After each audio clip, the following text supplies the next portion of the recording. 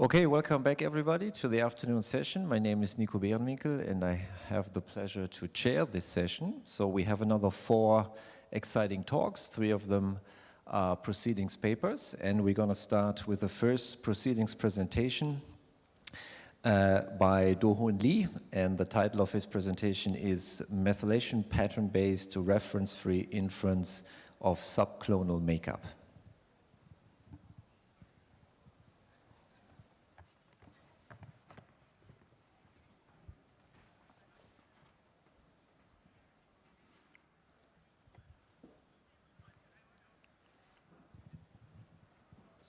Hello and good afternoon. I'm Dohoon Lee from Seoul National University. It's a great honor to be here and present our recent work. We recently developed a bioinformatic tool named PRISM, which infers subclonal structure of a tumor based on methylation pattern. So before introducing some methodological details of the tool, let me give you some motivation of the study. Clonal evolution, which was suggested by Dr. Noel in 1976, says that genetic or epigenetic alterations accumulate as cancer grows. Those alterations may or may not be advantageous to fitness of a cell in a tumor, and therefore we can view this process as a Darwinian evolution of cells. The more advantageous an alteration is, the more aggressively a cell will proliferate, and the aggressively proliferating cell will produce a bunch of identical cells, which is called subclones. And we try to suggest one solution for the subclonal inference problem, which tries to reconstruct the evolutionary history of a tumor. In other words, we try to answer the question saying, given a tumor, or data representative of a tumor, can we dissect the tumor into a distinct subclones? So why do you think inferring subclonal structure of a tumor is important? Well, one of the most important reasons is that it plays a crucial role in drug response. Since each subclone has its own unique genetic or epigenetic alterations, not every subclone will show the same response to a single anti-cancer drug, which can lead to a cancer recurrence. But what if we know the exact structure of cancer subclone and hopefully know the most effective drugs for each subclones? We can design the optimal drug cocktails for each patient, which shows the maximal efficacy of drug treatment. So far, the subclonal inference problem has been mostly dealt with genomic features such as single nucleotide variants or somatic copy number alterations. However, increasing number of evidence are showing that epigenomes of cancer evolves as much as genomes of cancer. Therefore, we try to introduce some epigenomic features, DNA methylation, to solve the subclonal inference problem. So let's move on to the methods. For an illustration of our method, let's assume a tumor has evolved like the diagram shown here. Please keep in mind that subclone 3 is originated from subclone 2, and subclone 2 is originated from subclone 1. Then our tool PRISM focuses on subclonally altered methylation patterns. For example, when subclone 2 was originating from subclone 1, let's assume the methylation pattern at certain genomic region changed from fully amethylated into fully methylated pattern. Then subclone 2 and its descendant, subclone 3, will have fully methylated pattern as their fingerprint methylation pattern that distinguishes them from the other subclones. And of course, there are genomic regions which did not undergo the subclonal alteration. And for the sake of the simplicity of our tool, we just ignore those genomic regions. Now let's take account of the size of the subclones, and we can easily notice that the number of fingerprint pattern becomes proportional to the sum of the sizes of subclone 2 and subclone 3. And this situation is sequenced by reduced representation bisulfite sequencing method, and the number of methylation patterns are counted. Let's assume there are M fully methylated fingerprint patterns and U fully unmethylated pattern. And we can model this procedure we can model M with binomial or beta binomial distribution, parameterized by the size of the subclone. We chose beta binomial here to account for the over-dispersion problem of the next generation sequencing reads. To put it more intuitively, the fraction of fingerprint pattern, M over M plus U, represents the size of the corresponding subclones. And throughout the genome, there are numerous such sites, which is called epiloci, and each epilocus produces a fraction denoting the size of the subclone. Gathering all of them produces a density of fraction of fingerprint pattern.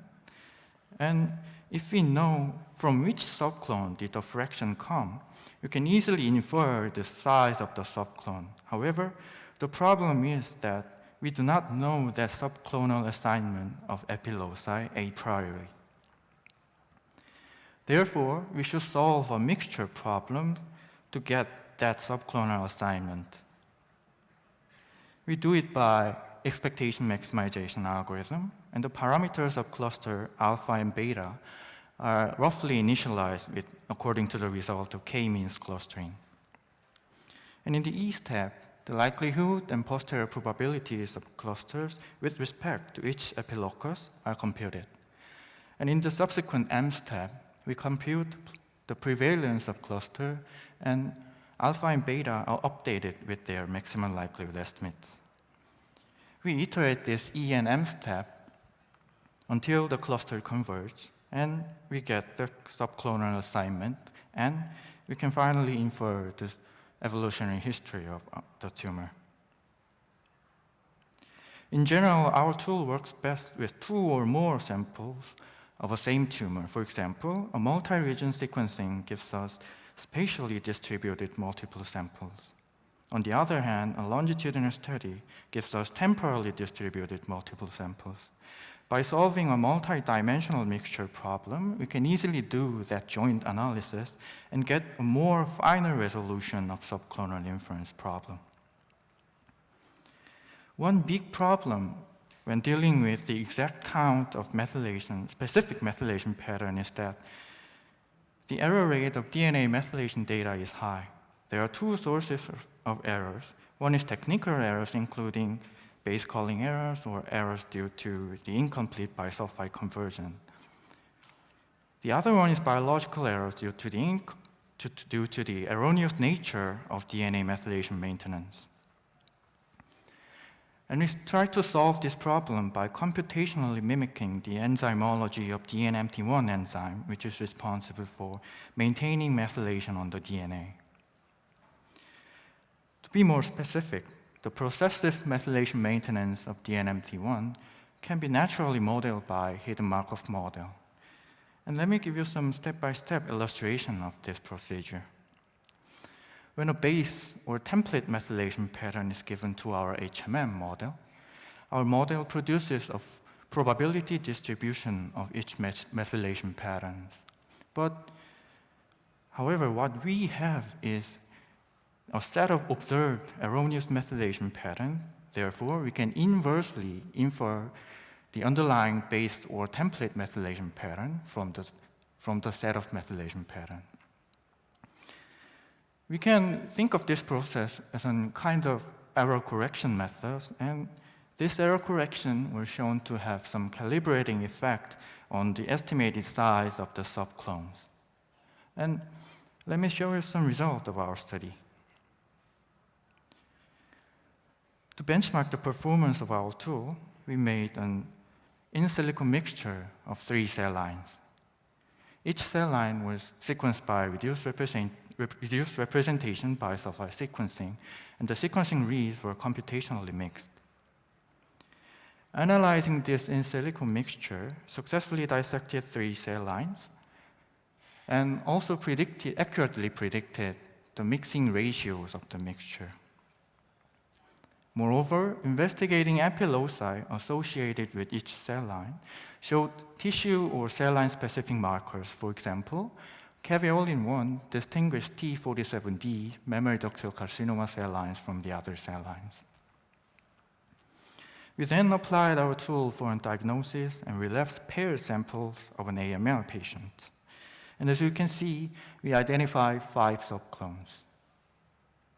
And again, we tried to identify which genes were epi-mutated in each subclone.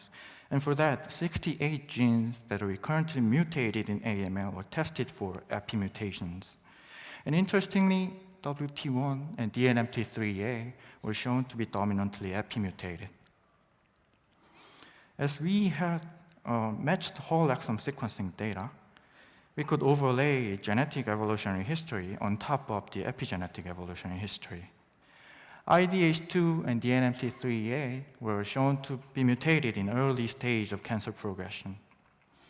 And the most interesting is the size of the subclone estimated from the variant allele frequency of IDH2 and DNMT3A coincided with the size of the subclone harboring WT1 epimutations. This was particularly interesting because it has been suggested that focal DNA hypermethylation can be induced when IDH TET2 WT1 axis is perturbed. This is mainly due to the dysregulation of TET2 enzyme, which is responsible for erasing methylation from the DNA. And here, WT1 plays its role by recruiting TET2 to its target gene. And the utility of our tool comes from the result that we could recapitulate this phenomenon in a scale of cancer subclones. And we could analyze this phenomenon regarding both genetic and epigenetic evolutionary history of a tumor. We applied our tool for another AML samples and identified 5 subclones again. And WT1 and DNMT3A mutations were also dominantly epi-mutated. And here, WT1 showed clonal epi-mutation rather than subclonal epi-mutation. And to sum up, today I presented a subclonal inference tool based on DNA methylation pattern. And it statistically models the frequency of subclonally altered methylation patterns, and it successfully reconstructed the epigenetic evolutionary history of AML. And also, we identified some recurrence modules that facilitate the epigenomic evolution of AML. So, for further studies, we hope to identify some accelerators of epigenomic evolution in a variety of cancer types. The data is not, although the data is not sufficient for it now, it would be an exciting research topic for future cancer epigenomics. And our tool is freely available on GitHub, so feel free to try it out and please give us some comments. This work could not be done without the advice of Professor Sun Kim and my colleague Sang-Sun Lee and all the other my lab mates. And thank you for your attention.